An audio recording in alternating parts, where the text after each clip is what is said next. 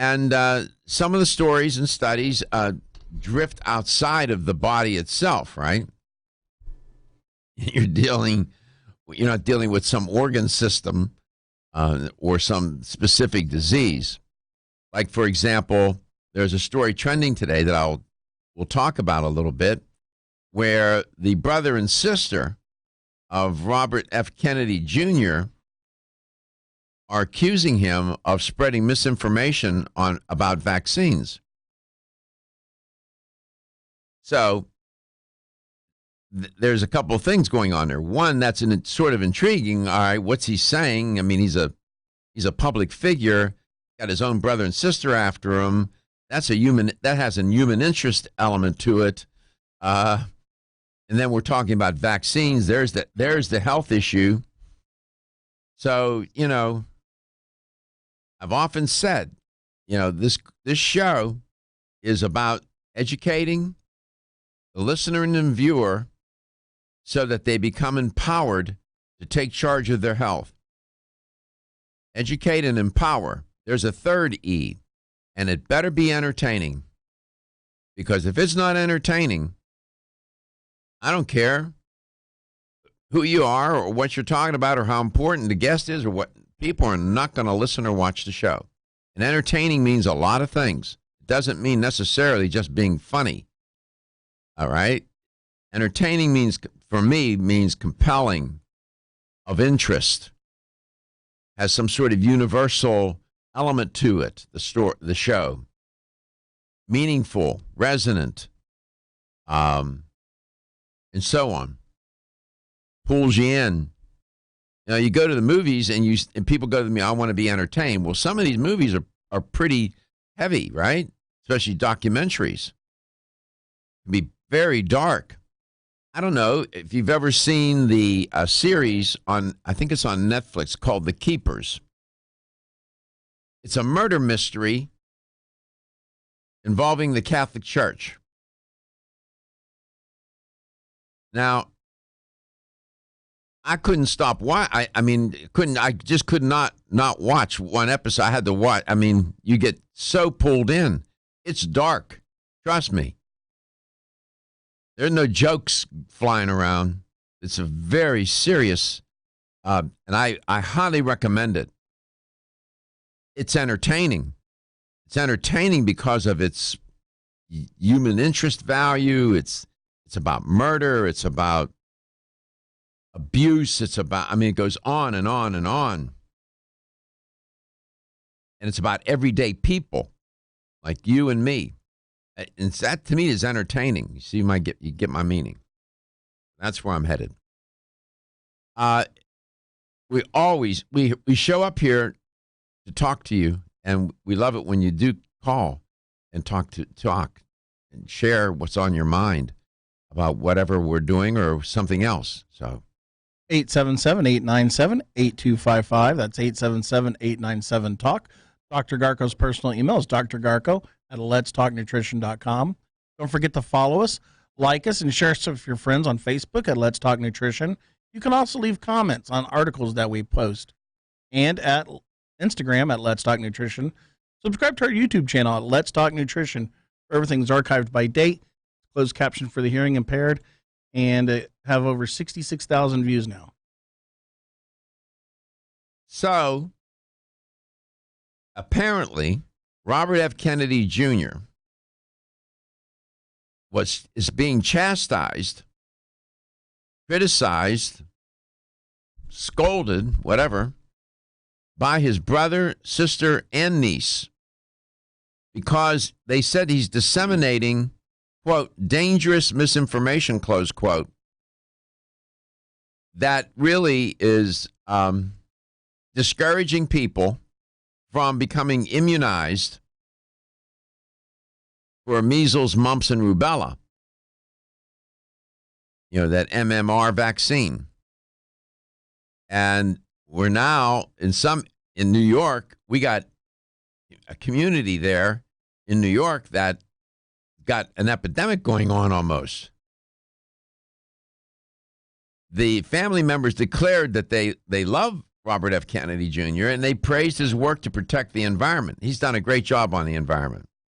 They said, however, on vaccines, he's wrong, close quote. They wrote that in a column, and that was published on Politico. I'll be darned. Under the headline, RFK Jr. is our brother and uncle. He's tragically wrong about vaccines, close quote. Well, this is interesting. This is a family feud of a different sort. Don't you like this now? Mr. Kennedy's sister, Kathleen Kennedy Townsend, is a former lieutenant governor of Maryland. His brother, Joseph P. Kennedy II, a former Massachusetts congressman, and his niece, Maeve Kennedy McKean, executive director of Georgetown University's Global Health Initiatives, all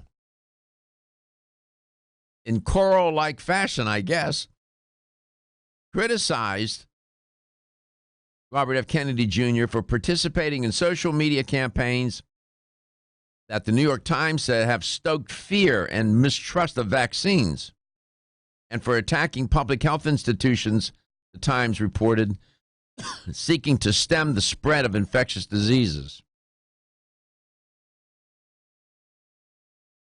I haven't followed him. I don't know what he has said. Neither have I, and I was looking too.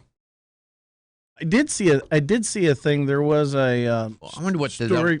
There was a nice little article posted about what would happen if we did not have vaccines. What have I been saying? Oh, I'm going to look for that one for you too. How many times have I said that? And this is what I have said. I'm on record. If tomorrow vaccines were declared illegal and they were banned, all of them, would we be better off or would we be worse off? I've been on record posing that question. I'm going to tell you, you don't have to have a degree in virology, a PhD. You don't have to be a virologist like my daughter to know the answer to that question. People would be dying left and right. Well, this is interesting. I would like to know what he's saying. I haven't seen anything come across the transom about him. I wonder who he's talking to. Is he standing somewhere in some parking lot on a box? What's he doing? They do that in San Francisco, you know. Yeah. I sent you the video. Okay. Robert Kennedy Jr., trouble with his family. Okay. I want to find out what he said. We'll be back.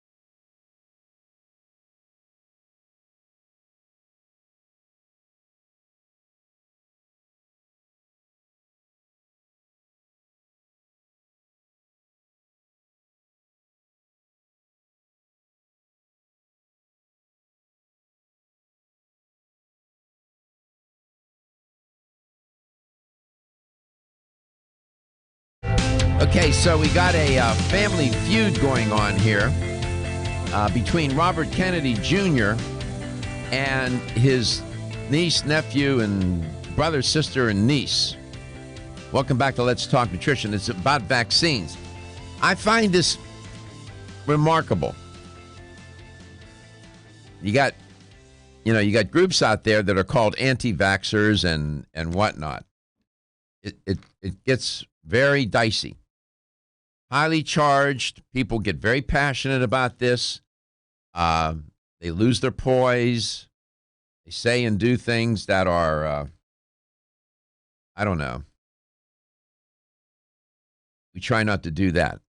We can talk about these things in ways that, civilized. Let's see what's going on here. I don't know what's up with my headset. It's the Let me try another jack. I don't know what I'm doing here. All right. The battery. Was that the first step to admit it, right? Whatever. So, apparently, Mr. Kennedy, Robert Kennedy Jr., he's a smart guy. He's an attorney. He's an author. He's an environmental activist. I mean, the guy has been in, he's devoted his life to, a sort of a social public service, if you will. He said in a statement, quote, "I am not anti-vaccine. I want safe vaccines with robust safety testing," close quote. Sounds reasonable to me. Turns out that Robert F. Kennedy Jr. is chairperson of the Board of Children's Health Defense. Children's Health Defense. It's a website, and its website ties the increase in chronic childhood conditions, the list, asthma, autism, diabetes, to various factors, such as environmental toxins, pesticides, and vaccines. This group, Children's Health Defense, links to information and videos the New York Times reports that blame vaccines for food allergies, claim that vaccines against diphtheria, pertussis, and tetanus are what? Killing people. And charge that media coverage of the current measles outbreak has been, quote, orchestrated, close quote, by the World Health Organization. What?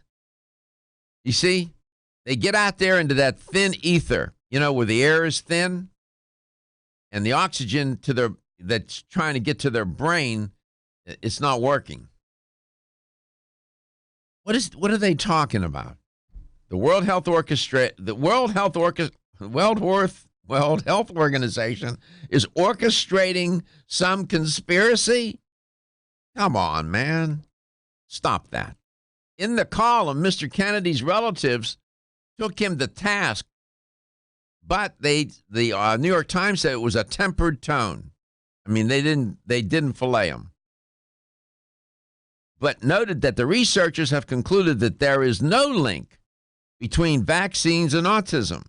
The studies, there is now a body of work. I remember Don Imus. Remember Don Imus? Mm-hmm. Yes. Oh, my God. When he used to be on MSNBC, it was his radio show, but he was on TV doing the radio show. Almost every morning, he would just unpack that suitcase about vaccines and autism, constantly hammering on it, and never cited one study that I can recall. He just would say vaccines and autism, and would go on and bring people on there, and I don't know. The relatives pointed out that President John F. Kennedy in 1961 urged people to take advantage of the new, quote, miraculous, close quote, polio vaccine. In 1962, John Kennedy signed the Vaccination Assistance Act. which was to ensure all American children were immunized against polio. Let me just take that example. I had a family member who had polio. Okay? Go ahead and take that vaccine off the market and see what happens.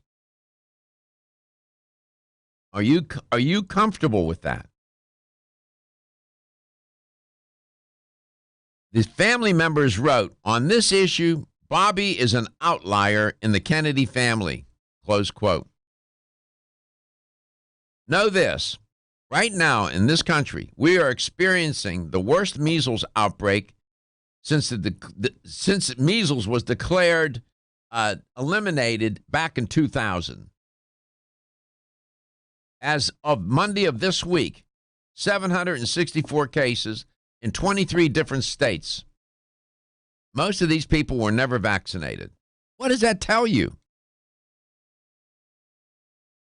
Here's a question. Okay, of all the people who have received that MMR vaccine, measles, mumps, rubella vaccine, how many have chronic deleterious side effects from it?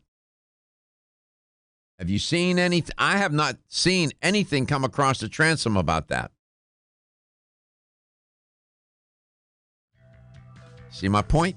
I don't know. I'm just saying. People have opinions. Again, you can have an opinion. On what do you base the opinion? Is it a feeling? Is it what? Something you read? Where are the data? Challenge yourself. Use your critical thinking skills. We'll be back. Don't be stressed.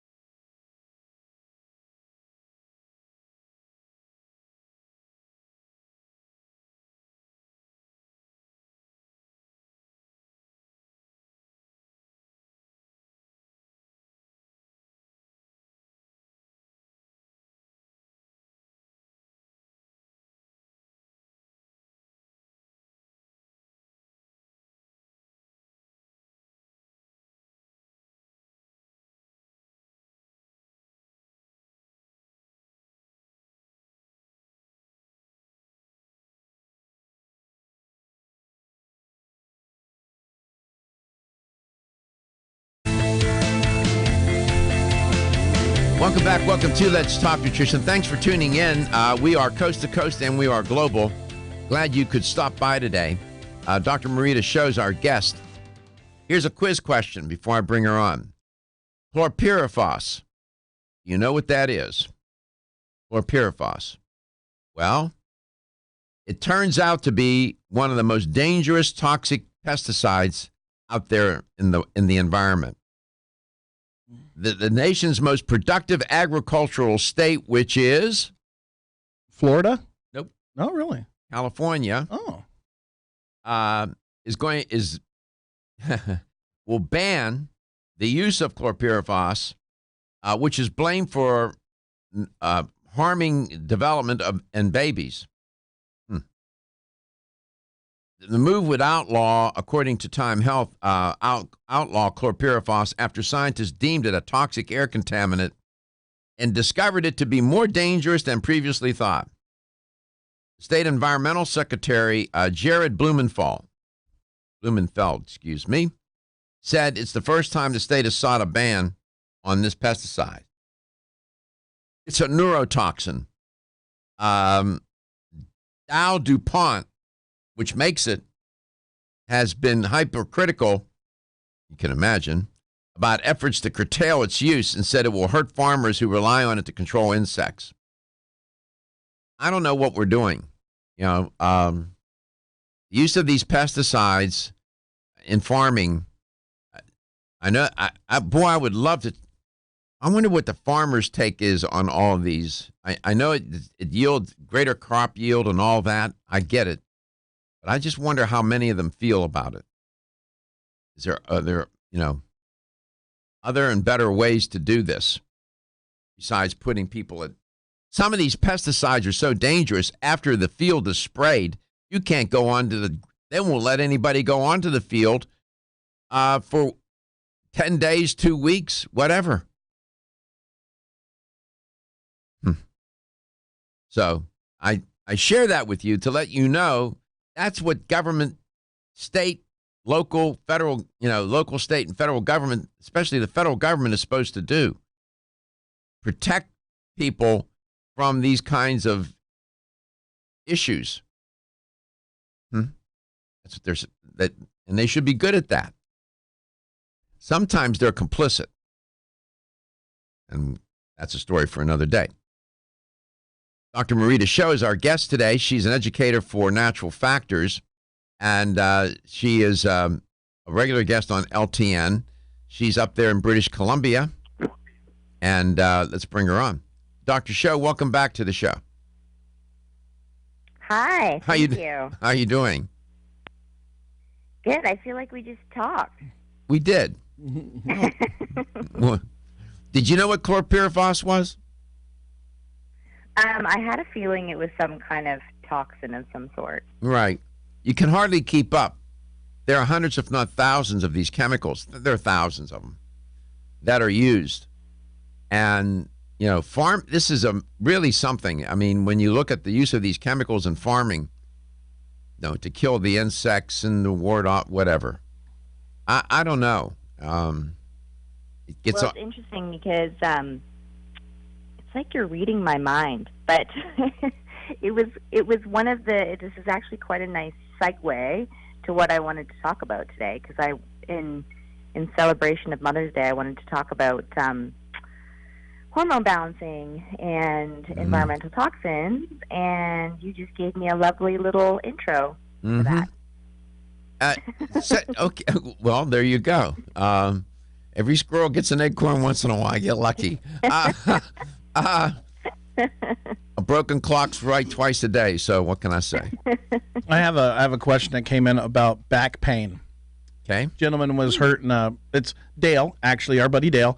He was hurt in a car accident, and he's changed his bed. He's getting ready to get a sleep number bed. Is there anything else that he can do to help him with some lower back pain? Did he ever have an x-ray done? Yes.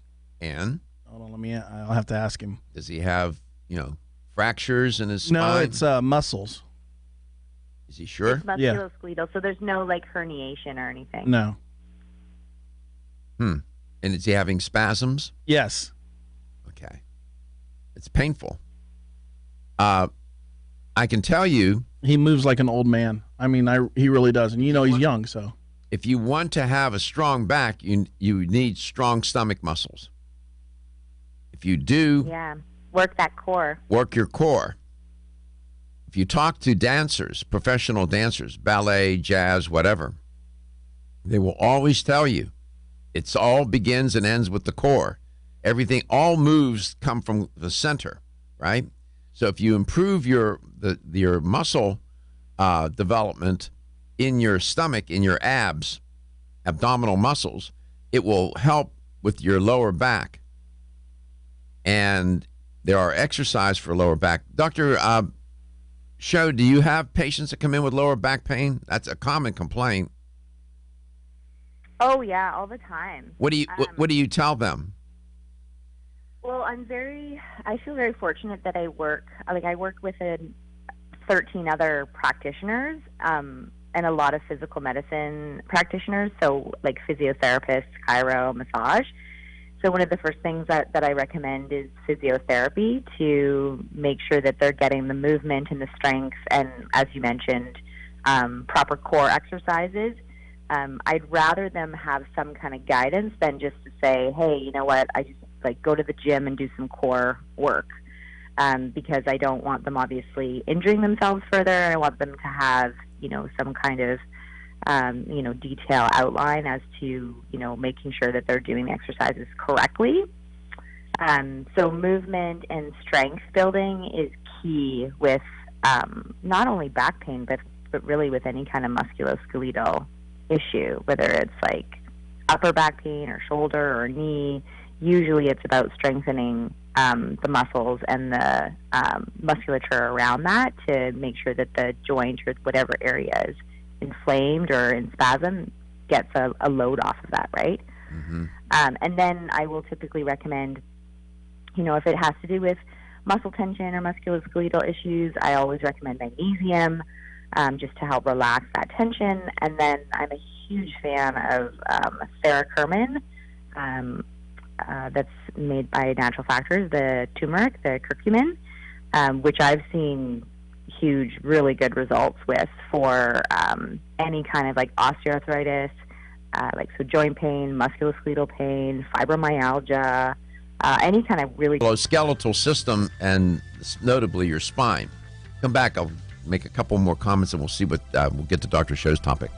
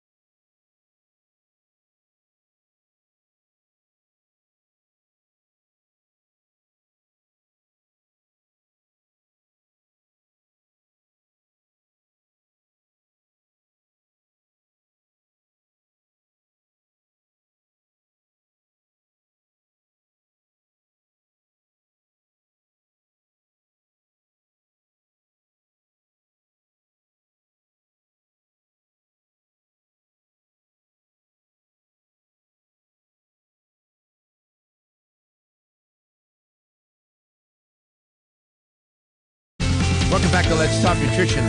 Dr. Marita Show is my guest today, and there's a connection between what goes on in the environment and what goes on inside your body.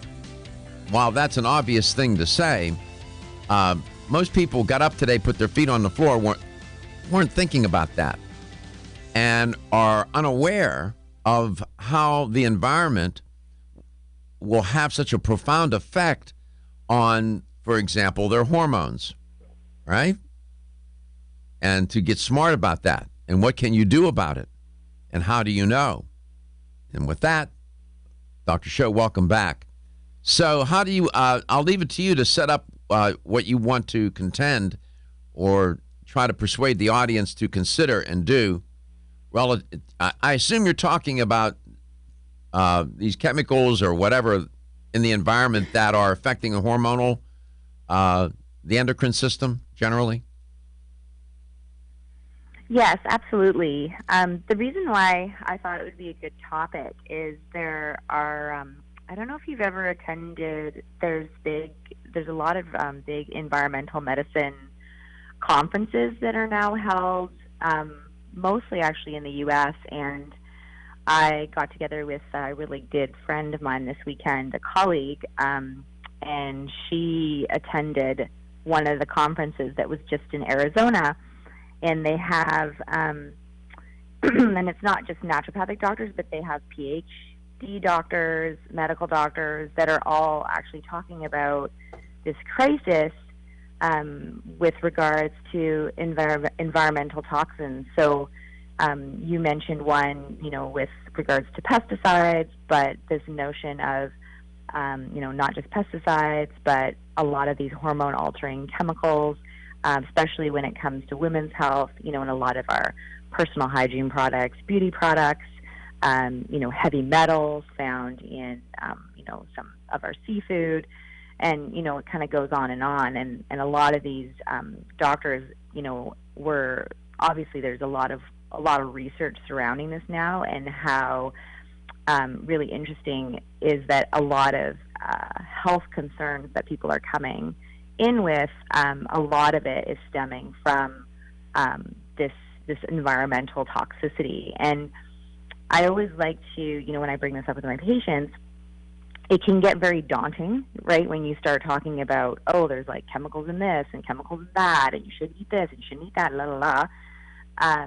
So I always like to preface that, it's about knowledge and just being aware, and that, it doesn't have to be sort of this all or nothing approach.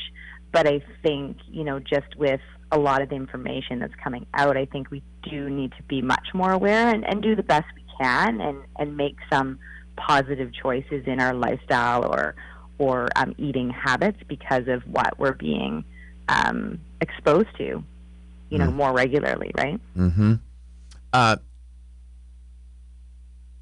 Are we talking about now, do you have any particular, are you focused on the endocrine system here today, or where are you headed here? Yes, I wanted to focus more on like hormone balancing, and specifically how, a lot of these chemicals, like when you talk about plastics, like for example, bisphenol A can be a estrogen mimicker. So, I'm sure we'll get into it. We've talked about it before as labeled as a xenoestrogen, so a foreign estrogen. So it tricks your endocrine system in thinking that, it's a good estrogen, but really it's actually a very, very bad estrogen that puts more stress on your hormone pathways, and then can cause a lot of hormone imbalances. For example, with women that are menstruating, cause heavier cycles, or PMS, or even things like infertility. But I wanted to focus more because this is a very large topic. So, yeah. It could, obviously these chemicals affect other systems, but I think with regards to hormone imbalance, that's a big enough topic, I think, in itself, that I think, needs attention and just more awareness. Okay, so generally speaking, on average, how aware do you think people are, or aware of, concerned about these chemicals in the environment, either naturally occurring or human derived chemicals affecting their endocrine system? On average, out of 10, out of Like how aware people are? yeah, how aware do you think people really are about that? Ooh, that's a good question. I think people are definitely more aware than they were 10 years ago. Mind you, things have changed as well. I would probably say like 50%. Just when if I 50? think about my practice and 50%? like 50, like half of the people. Wow. I was going to say knowledge. 10. Oh. I was going to say about maybe 10% of the population generally has an appreciation for and a real understanding of what's going on here. I think a lot of people know that there are toxic chemicals in the environment and that they can be dangerous. I think they have a grasp of that, but I really don't know if 50%, I don't know, maybe. I don't think it's a lot of people that have a real keen awareness and understanding of how these chemicals can, to say they disrupt, they do more than disrupt. They can cause disease and they can cause death. Disruption, disease, and death. How about that? Yeah. Am I overstating the case? I guess it depends on. I guess if you state like in general, like I was just thinking about my clinical practice, and if I think about my clinical practice of patients that come in and I say, hey, have you, do you understand or have you heard of this notion about environmental toxins and da-da-da, I would say that there are more people than I would have expected that are more familiar with that. But I guess if you took it as like a global, if you looked at other areas of North America, maybe that wouldn't be the case. I mean, I've traveled in other areas of the States or even like back east in Canada, and, maybe that wouldn't be as much of the case. When you ask, okay, have you heard of xenoestrogens? Do you know what that means? There might be very few people that put their hands up as far as understanding what that means. I mean, I'm lost, yeah. Okay, yeah. Xenoestrogens. We come back, we'll define those terms, that term and other terms. All I can say is this. Awareness, you're out of luck. Because, the first step is knowing. You got to know what is going on. Then you have to figure out, okay, what can I do? How can I protect myself? And by the way, this is not just for adults. It turns out that some of these chemicals in the environment are so endocrine disrupting, they affect children in very dangerous ways. We'll talk about it.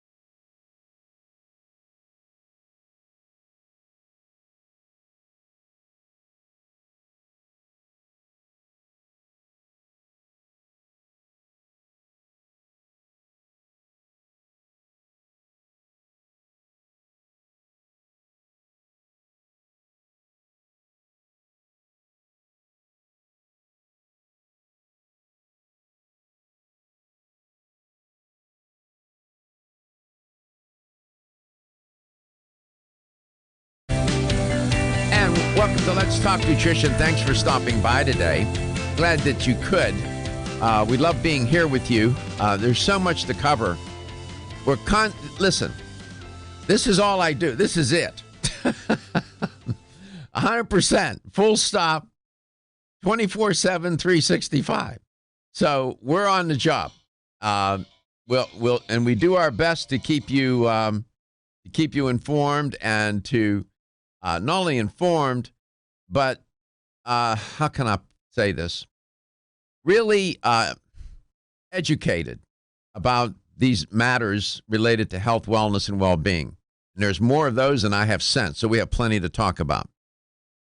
And Gary's here today, and I see a handsome face on the other side of the glass. Reggie, welcome to Let's Talk Nutrition. Good morning, sir. Thank you. Oh. Gary's trying to get a picture of you. If you move he's to got the camera in here the whole time. I've been. Yeah, if you move to his what? His left or his right? To his right. Move to your right. Move to your right. Some more, a little bit more. There you go. Wave. Say hi to your mom. So thanks for working the board today. Appreciate it. Oh, it's no problem, sir. Thank you for letting me do it. Absolutely. I'm relaxed about this. Yeah, I was scared. I didn't think you were gonna make it back from the break time. I know. I make everybody nervous, don't I, when I do that? I'm sorry. I sort of have this little clock in my head, Reggie, and I just know. After 14 years, I just sort of know when to drift back in there. Yeah, the music started. I was like, "That's odd." Where is that guy? It's Gary's show now.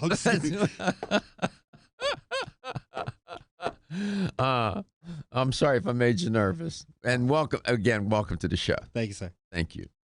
And welcome to the show to you as well. And Dr. Marita Show is my guest. You hear me talk about some of these more provocative issues at times. Yesterday, I talked about this family here in Florida, child 3 years old with leukemia, was receiving chemotherapy here at Johns Hopkins All Children's Hospital in St. Petersburg, Florida. Long story short, they had two rounds of chemo. They said he was cured. Parents want to take him out of there, take him home. He's just discharged. The hospital wants to continue. They leave. They go to find some alternative therapy. They get confronted in Kentucky in a hotel. They're on their way to Ohio. Next thing you know, the authorities confiscate the children from the parents, bring them back. Yesterday there was a hearing, and the judge said The 28 days, they're going to continue chemo for 28 days, and then they're also going to use holistic methods in health. Right. So then they're going to reevaluate for the second and third rounds. And I had a couple of organizations call the show yesterday that are anti-vaxxers of a sort. And, I'm open-minded. It's a forum. Give people a chance to express their point of view. Everybody was respectful. Very nice, yeah. And I appreciate that. One lady said, we'll have to agree to disagree. And I disagree with their position. I don't think that what the parents said, taking CBD oil, strict diet, a strict diet, vitamins, and alkaline water. And alkaline water is going to knock out leukemia. And I know they said that, and I don't have any of the labs, so I don't know all the facts, and I can't speak to any of that. But they said that the blood tests showed that there was no cancer cells, but you need more than blood tests. So I don't know what's going on with all the facts. So I admit that, but I just know this: that protocol is not an alternative to chemotherapy. It's not. And you're speaking it from a person that fought cancer. Exactly. And you don't say you're a survivor. That's two things I don't say. I'm not a cancer survivor, and I beat cancer. I am who I am, and I'm somebody who never thought would have cancer, and I ended up with two different forms of it at the same time. out of the blue, out of nowhere, both environmentally caused. So when I talk to you about this, I talk I can give you a first-person account. Plus, I know a little bit about the literature. And, I would never, when I did cancer, when I was doing therapy, the chemo and the radiation, and I'm going to tell you, I'll be honest. I said it yesterday. It's devastating. That treatment, go ahead and do 38 hours of chemo and 31 hours of radiation and 4 surgeries and tell me how you feel at the end of it, all done in 1 year. And I listened to my oncologist, Dr. Matthew Fink. He's a young man. And I believed in him. I knew he was right. My instinct said follow him. And I did. I was so compliant. And I can't even imagine what a 3-year-old child would have to go through under chemo or radiation or both. I struggled as an adult who was fit, and I was prepared for it, but it humbled me. Let me just say, I'll say this one thing to you. It got so bad one night, I dropped to the floor on my knees and I said, either take me or heal me. Okay? That's a lot of self-disclosure. So when I speak about this topic, I speak from I have to be careful because I'm biased. And I know that. And I understand what this is like. It's horrible. It's just horrible. And I get this. But with all that being said, yesterday I gave 2 organizations that I most likely don't agree with, but I respect their passion. I respect, what they're trying to do. I get it. I don't think these are malicious people that have nefarious reasons. That we just disagree. Right now, I don't know of any naturopathic therapy to cure cancer. And I spoke with some of the best naturopaths I know. And I asked them all, what would you do? They said, I would do what you're doing. And with that, Dr. Marita Show. Dr. Show, welcome back. Thank you. How you doing? I'm good. Yeah, we had quite an issue here. It's still going on. Pretty provocative. The judge ordered. I don't know. I got a lot of mixed feelings about it. Where do the parents' rights begin and end? Where does the government's rights begin and end? What's in the best interest of a child? It's complicated, isn't it, Dr. Shah? Yeah, it is. It is really complicated. I know that we've had some similar things happen up here as far as vaccinations and opinions going both ways, and we've had media contact our office to ask if they can interview us about our opinions on all of that, and we've denied it because we just don't think that that's probably the best idea. But yeah, I think when people come in with wanting opinions on alternatives, whether it's our opinion on should they vaccinate, should they not vaccinate, or opinions on, newly diagnosis of cancer, should I be doing chemo, should I be doing radiation, we never, we're not anti-vaccinators. We never say, hey, you should not vaccinate, or we never say, oh yeah, take this herb and this will be a replacement for your chemo or radiation. We would never say anything like that. Right. But what we try to do is we just try to give our patients as much knowledge and information as possible so that they can make a good informed choice. Yeah. We'll be right back.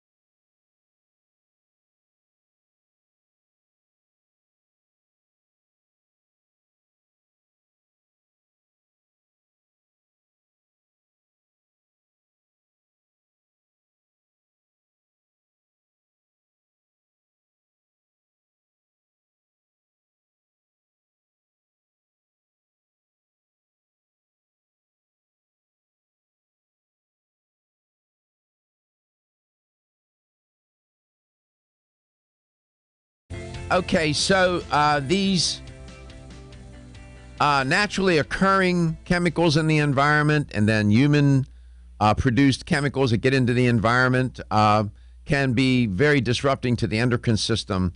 You can pick it up where you left off and go where you'd like to go. Sure. Yeah. So one of the main topics that a lot of my patients come in with, because a big portion of my practice is women's health. A lot of women come in for help with their hormones and for helping to rebalance things. So they're either coming in with menstrual issues, they're coming in with mood issues, bad PMS, they're coming in with infertility, metabolism issues, weight gain, and so forth. And one of the first things that I do with a lot of my patients is we talk about just awareness and avoidance of a lot of these environmental toxins and how they impact our natural hormones. So earlier we were talking about, I mentioned BPA, bisphenol A, that's found in plastic water bottles and the lining of some canned goods and saran wrap and things like that as a known hormone disruptor, classified as a xenoestrogen. But we also know, on top of just plastics, we also know that there are chemicals, another class of chemicals that are found in a lot of our beauty products. So anything from nail polish to foundation to moisturizer to shampoo to mascara. There are other chemicals like phthalates that do the same thing. So essentially, simply put, these chemicals are basically, like, we call them mimickers. So they trick the body again and they mimic your natural estrogen production in your body. And then they can create very, very harmful metabolites or harmful estrogen molecules that can cause things like menstrual irregularities, infertility, weight gain, mood issues, and even more like chronic conditions like certain cancers. So one of the things that we really, really strive for is to just make sure that our patients are aware, if they are, if they have sort of this beauty regime in the morning where they're using all these commodities and these beauty products. We talk about, going to your local health food store, talking to people there, and making sure that they're using environmentally friendly and cleaner beauty products. And we talk about, foods like trying to buy more organic and trying to look at their home, even things like cleaners, like conventional cleaners, if they're using it in their bathrooms or kitchens. Like, all these things do create quite a toxic load on the body. 877-897-8255, 877-897-TALK. Where do these chemicals end up in the body, typically? Typically, they like to store in the fatty tissues. So that becomes also like something that I don't know if a lot of people are aware of, but when my patients embark on, healthier eating, or they say, hey, I just joined this weight loss program, I'm, going to start exercising and really cutting calories and eating cleaner, they'll often, experience quite not so nice detoxification symptoms, because they're dumping toxins out of their fat cells as they're losing weight. And then a lot of these chemicals that we mentioned earlier, a lot of them are stored in the fatty tissue. So anytime somebody's doing like a detox, or they're embarking on a cleaner way of eating or a weight loss program or whatnot, it's really, really important that you support those detoxification organs like your liver and your kidneys, and even some of my patients will do like saunas, just to make sure that they're supporting those pathways that the body is efficiently eliminating those chemicals. And obviously another way that you're going to be avoiding or eliminating is through, urine in the bowels. So you want to make sure your elimination is working well, because if you're if you're trying to dump these toxins, but say you're constipated, you only have bowel movement once every 7 to 10 days, then you're just reabsorbing chemicals, right? Instead of eliminating them efficiently out of the body. Wow. So what's a person to do here? Well, there's a lot of things you can do. One obviously I mentioned is the most important is just awareness and avoidance. So, I spend time talking to my patients about, and I have handouts that say, these are the things to look for. These are some great websites. I think I've mentioned a few times the Environmental Working Group website, which is an excellent resource for, explaining what these chemicals do, and also just to give people guidance as to like what to look for. What am I looking for on labels? Where when I'm grocery shopping, what fruits and vegetables have the highest amount of pesticide residues? Should I be out buying everything organic, or are there some, produce items that I can, have a little bit more leeway with? So again, Environmental Working Group, which is ewg.org, is a great resource for that, and they also give a lot of information for personal hygiene products and beauty products. And then when it comes to hormone balancing, and then again supporting those detoxification pathways, one of my favorite products that I've used in my practice for years and years is, and we've talked about it too before, is EstroSense by the Women's Sense line. And that essentially has all the nutrients to help latch on or bind those harmful estrogens that might be when we come back. When we come back, we'll talk about EstroSense and some other things that make good sense. Natural Factors, coast to coast and globally. Be right back.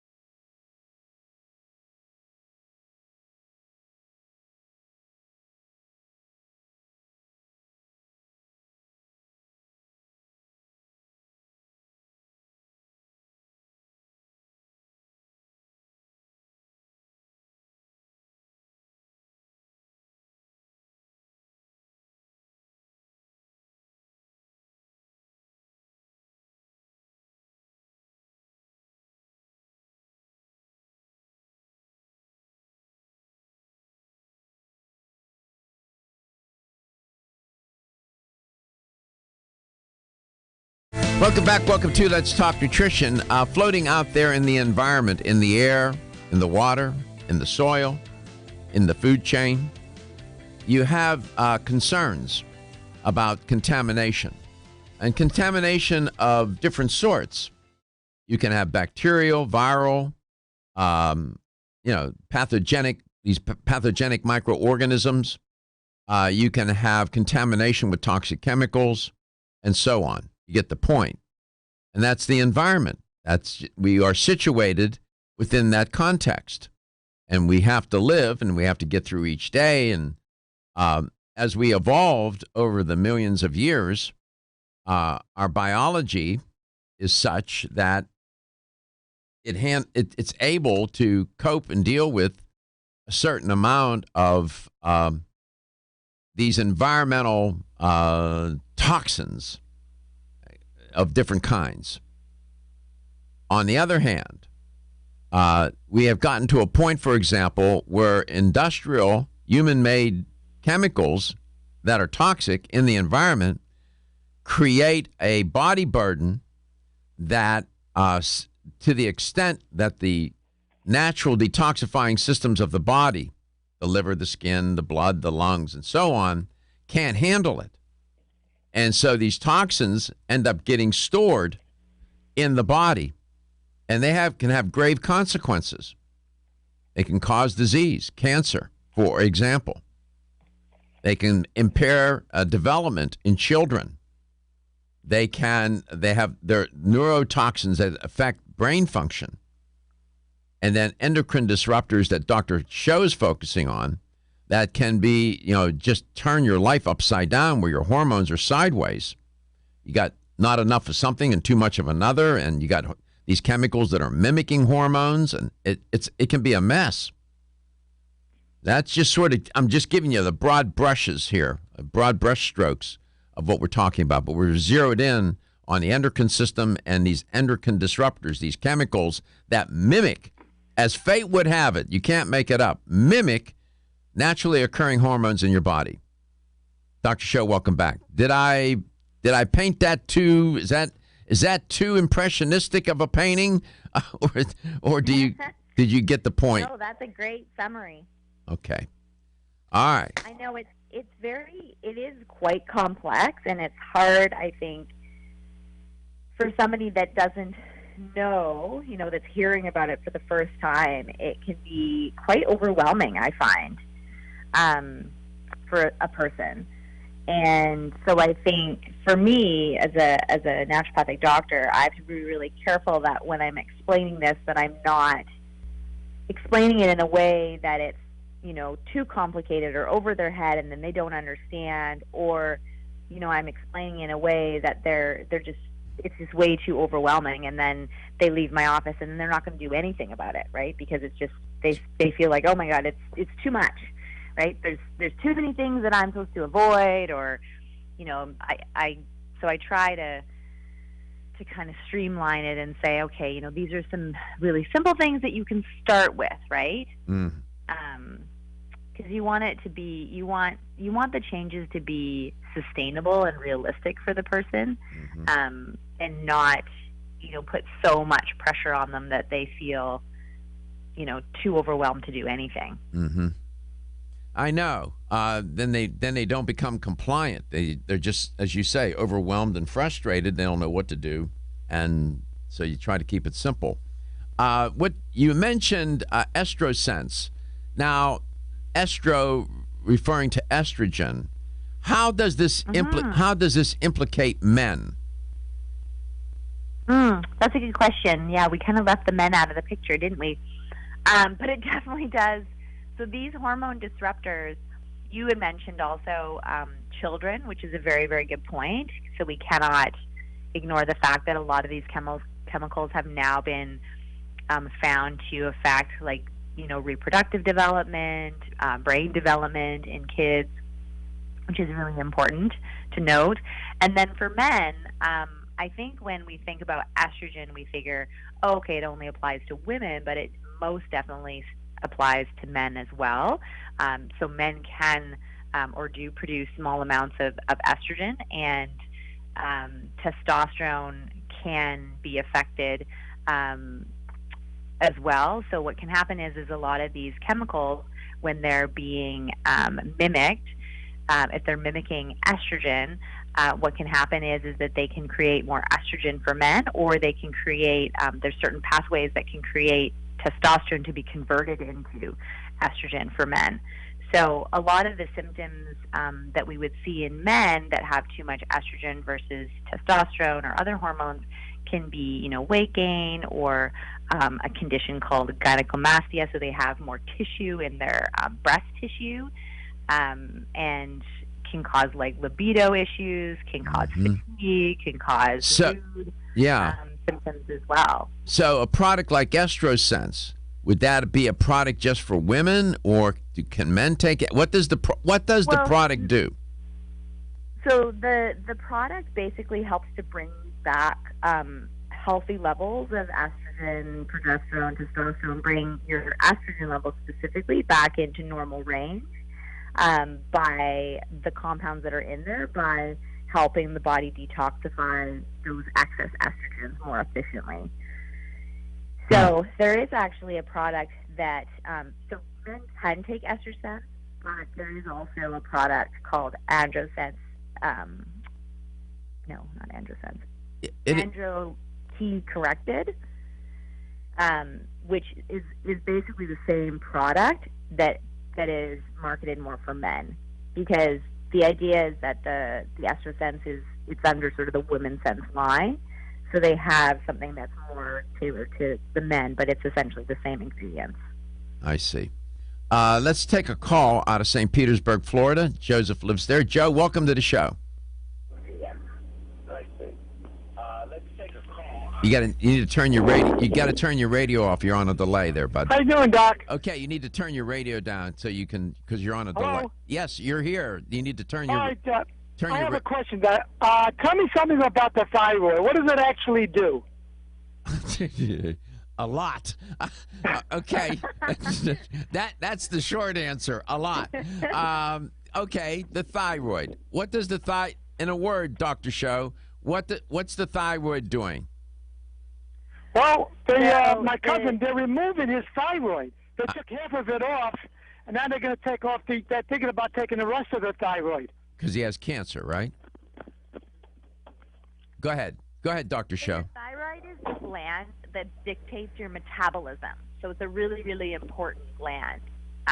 You essentially cannot live without your thyroid hormones. So if they're taking your thyroid out, then likely they will put you on thyroid hormone medication to help your metabolism and help your body efficiently use your food and as energy. So usually people that have low thyroid have fatigue and have problems with temperature regulation. They can also have weight gain. So it's want to it's get very, at the very core important issues gland. that make weight loss. Sorry. Yeah, I'm sorry. We had a little technical glitch here. Go ahead. Hey, Doc? Yeah. Okay, I couldn't hear too much of it because I don't know why. I was on my phone, but I don't know why I didn't hear much of it. But apparently they removed. They must have found a tumor on part of the thyroid. They removed it, and I don't know if they said it was cancer or not. But now they're saying that it was the other part of it is it's not cancerous, but they want to remove it. Geez, I don't know what to say. Because I don't know the case. I don't know what they're doing. But the thyroid.